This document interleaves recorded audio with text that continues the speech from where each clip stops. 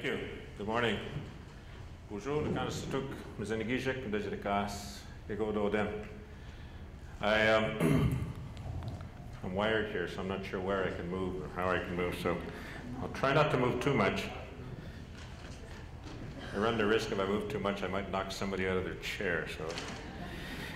I want to begin, if I can, just by acknowledging the words of the elder for the opening that we received this morning, because I always enjoy hearing those words and those kinds of words at events like this.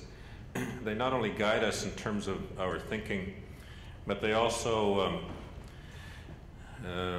make us realize the significance of an event like this, because we know in the words that our elders use at openings of events like this, they are also calling the attention of the Creator in the spirit world to the things that we're doing and the work that we're engaged in.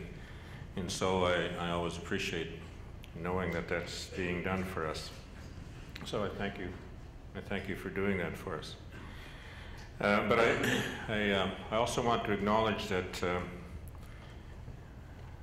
and in the presence of the Creator, acknowledge that I've fallen victim to the Creator's first two rules of aging. One is that my hair is slowly disappearing from the top of my head.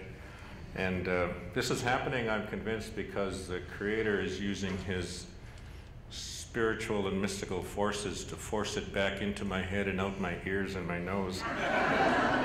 And I don't know what I can do about that. So hearing the words of the elder and taking the opportunity, knowing the Creator's looking this way, I just want to ask if you could just ease a little bit off on that. But I've also fallen victim to the second rule of aging, and that is I've fallen victim to the Santa Claus syndrome.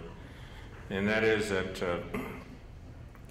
I also dwell now under the delusion that the Creator's going to take notice of all of the good things that I'm now doing, and in doing so ignore all of the bad things that I did in my youth.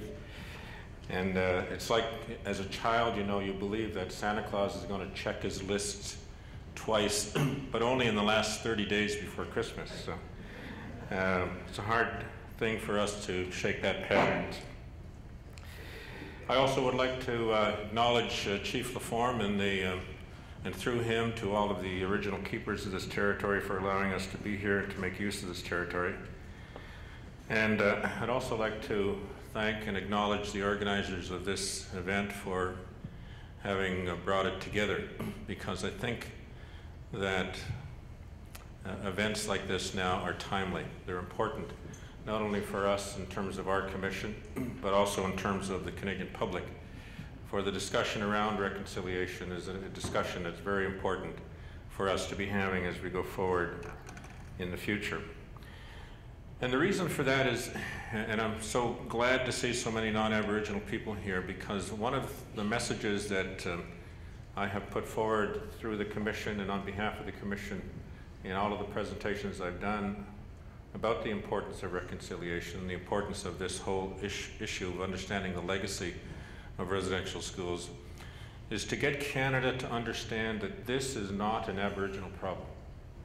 This is a Canadian problem. And it's a Canadian problem not simply because it was what Canadians did to Aboriginal people, or what Canada did to Aboriginal people. It's a Canadian problem because this is what Canada did to itself. And in that regard, I'll talk a bit about, in a little while, about what went on in the schools and the kinds of things that we've been uncovering.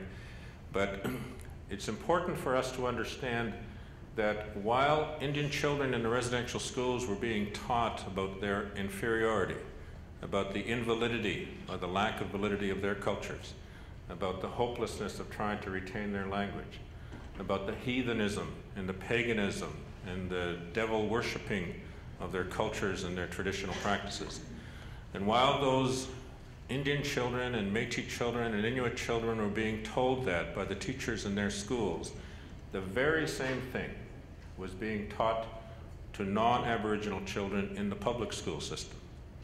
And as a result, while Indian children have been raised in this atmosphere of inferiority, to believe in that, and to believe in the inferiority of their ancestors and their cultures and their communities and their history, non-Aboriginal children have been, perhaps inadvertently, but nonetheless consequently, have been raised in an environment to believe, I think unfairly, in their own superiority.